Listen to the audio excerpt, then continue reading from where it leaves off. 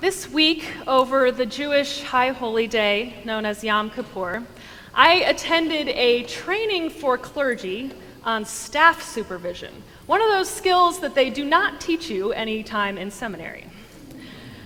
On Wednesday morning, we talked about the annual performance review, a source of great anxiety for many, because among other things, it highlights areas where we need to do better in the coming year. As we talked about the value of this yearly review, the trainer made an interesting analogy. The annual performance review, she said, is like the Jewish High Holy Days. It's a time to stop, take a step back, and look at the whole role or the whole person. It's an opportunity to take stock of relationships, accomplishments, and mistakes. It offers a way to repair relationships and realign our lives and our work with what is most important. The annual performance review and the Jewish High Holy Days are a fresh start for the new year. Now, I don't know if that makes you feel better about your own annual performance review or dreading what's to come in this sermon about Yom Kippur. But the practices surrounding Rosh Hashanah and Yom Kippur encourage humble and honest self-reflection. With the acknowledgement of shortcomings and mistakes, however, comes something that I think all of us can relate to because we've felt it at least sometime during our lives, and that is guilt. This morning I want to speak to that guilt. Whether it comes from truly having done something wrong, or from being told we're wrong, or even from harsh self-criticism. What do we do with guilt? In the face of guilt, Rosh Hashanah and Yom Kippur offer the hope of wholeness and the possibility of righting what has gone wrong. I want to tell you a story about the burden of guilt and the possibility of forgiveness. It's related to this morning's first reading, the two-part reading, in fact, that represents this monologue in the brain and in the heart of Amy Poehler. Now, most of us know Poehler as a jokester from Saturday Night Live or the TV show Parks and Rec. But there's a chapter in her book, which is a sort of memoir of essays, Yes, Please, it's entitled, that delves into one of the more serious times in her career as a comedian. She writes about a skit on Saturday Night Live in which the host and Poehler's character are playing with dolls.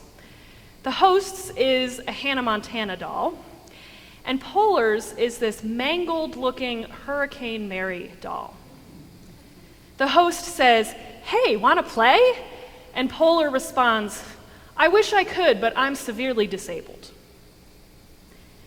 Now, she had a weird feeling about this skit, but she went ahead in the rush of things and didn't think anything more of it. Until she received a letter weeks later from Chris Cooper and Marianne Leone, actors and filmmakers, who scolded her for making fun of a girl with severe disabilities. Poehler had thought that Hurricane Mary was something the SNL writers had just made up. But it was actually a movie that told the true story of Anastasia and Alba Somoza, twins with cerebral palsy, and their mother's fight to get them an equal education in public schools. Cooper and Leone had a child of their own with cerebral palsy and used their influence in film and TV to advocate for children with disabilities. And the SNL skit made light of everything that they had fought for. Now, I can almost feel the guilt that must have washed over Poehler when she received that letter. I can imagine it because I've been there. Haven't you? You make a mistake, sometimes without even thinking, and your conscience or another person tells you, you screwed up. The guilt hits like a punch in the stomach, and it feels awful. First, the brain kicks into action, getting defensive, wanting to find someone or something else to blame. This is where the voice of the apology letter from the brain speaks up. As many people would, Poehler got defensive and angry. She wrote in the chapter, "Anger and embarrassment are often neighbors. Sometimes we get defensive about what we feel guilty about." So she made a lot of noise about it and went around spewing a storm of excuses. "I'm still an okay human, right? Right?" she said to all of her friends seeking justification. Upon reflection, though, she admitted, "I didn't want to get quiet and really figure out how I felt. I was afraid to lie down and put my hand on my heart and hear the tiny voice whispering inside me saying that I had screwed up." Her brain was getting in the way of any possibility of apology. Now, Poehler's friend and fellow comedian, Louis C.K., says that guilt is an intersection. She had parked her car in that intersection and let it sit there until the battery ran out, rather than making a choice about her direction and moving forward. There are a couple things that can happen in that intersection. The first is that we sit with the guilt and don't interrogate its source or do anything about it, so it deepens into shame. "I did something bad" progresses to "I am an awful person." I think this is where a lot of religiously based guilt comes from. People are taught that they sin. They don't question what that sin means, and so the idea that I am sinful and depraved sets in. But the second thing that can happen at that intersection is that the anger we direct at others turns towards ourselves. And we get so stuck that we think, "I can't possibly apologize now, it's too late." Poehler sat at that intersection for 5 years, until a friend reminded her it's never too late to apologize. What she really needed to do was to apologize from the heart in order to make amends. This friend helped to reconnect her with Marianne Leone, and so they exchanged emails.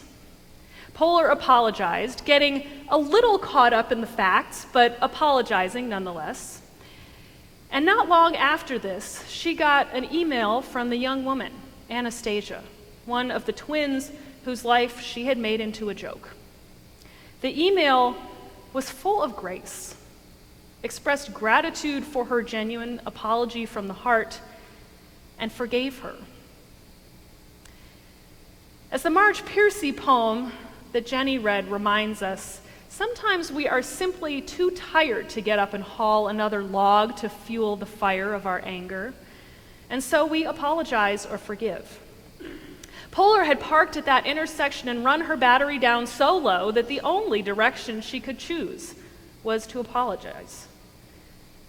The Jewish High Holy Days show us a way forward from the intersection through the religious practices of forgiveness and atonement. Now, religion should not be the quicksand that catches us and sucks us into a pit of guilt and shame. Although we see it happen sometimes, and some of you may have experienced that personally. Instead, in the Jewish tradition and in our own Unitarian Universalist faith, religion is the threads that bind us back together with one another and with God when things go wrong. It offers us the hope of wholeness and the possibility of forgiveness. Each year in the life of this church, at this time of year, we draw inspiration from these Jewish holidays.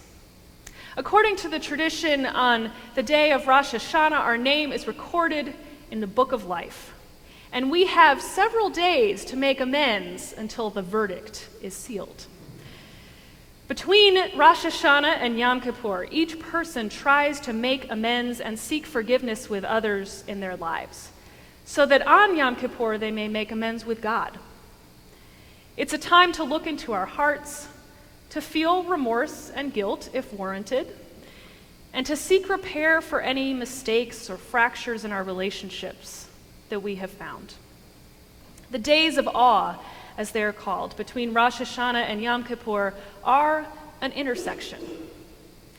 Sometimes guilt arises when we accept the difficult task of taking stock of our lives and our relationships. One possible road, leads us toward the continuation of guilt and its deepening into shame. The other road, the one that Yom Kippur beckons us to follow, is paved by forgiveness of self and others and leads toward atonement with God. So in the coming days, I want to invite each of you to reach out to people that you may have wronged, or maybe people you've simply lost touch with. Don't wait at the intersection like Amy Poehler did for 5 years, letting the anger and guilt stew. Each of us has experiences that we carry with us, like those extremely heavy books that we had in the magic box. And it's never too late to unburden ourselves of the guilt that they have built within us over time. In Marge Piercy's poem, the title of which is "How Divine is Forgiving?" with a question mark, her answer to that question is that forgiveness is actually a very human act. Only when we have sought to repair relationships with other people in our lives can we seek atonement or at-one-ment with the holy mystery of which we are a part. The renewal of the world each year depends on asking for and offering forgiveness. And we can be a part of that renewal, part of the process in which, as we say, all souls shall grow in harmony with the divine. By doing so, our lives become a testament to the belief that religion is not and should not be like quicksand, enveloping us with guilt and shame. Religion offers up the threads, though their ends may be frayed, which can bind us back together with one another and with God when things have fallen apart. And so we close today with the ritual, by engaging in a ritual of forgiveness. I think there's a lot of wisdom in the saying that the words "I forgive" are the first step toward actually doing so. And so we will say collectively, we forgive ourselves and each other. We begin again in love. The ritual is a spoken and a sung litany of atonement written by the Reverend Rob Eller Isaacs. I will read the words, and then our choir member, Dave Norton, will lead us all in the sung response. And the response goes like this. We forgive ourselves and each other. We begin again in love. Now you try it. We forgive ourselves and each other.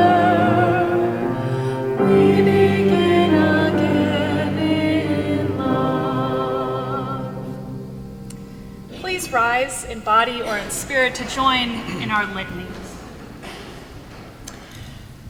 For remaining silent when a single voice could have made a difference. We forgive ourselves and each other. We begin again in love. For each time that our fears have made us rigid and inaccessible.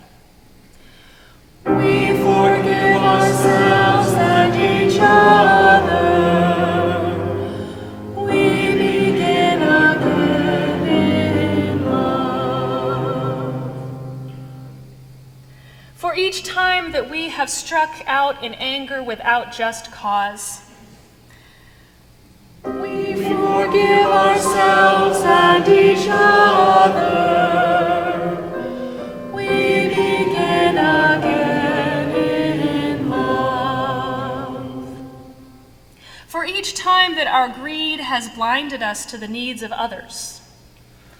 We forgive ourselves and each other.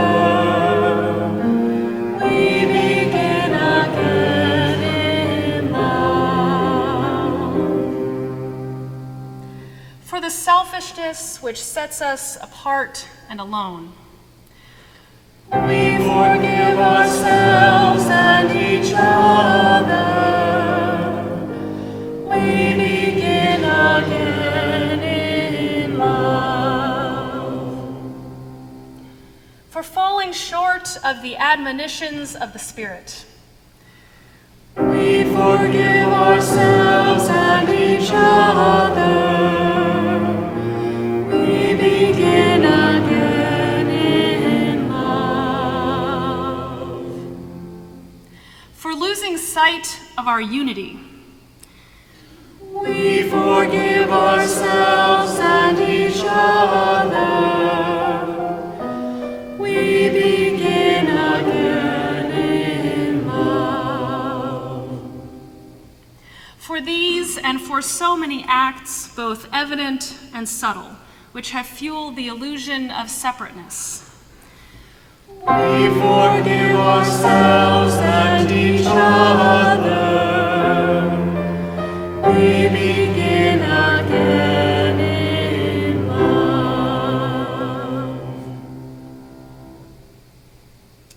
Friends, let us begin again in love. As we extend forgiveness to ourselves and to each other, may it make us stronger and more united. As you leave this place this morning, may a holy peace and an expansive love abide in your heart and guide you on your way, today and all days, until we meet again. Amen.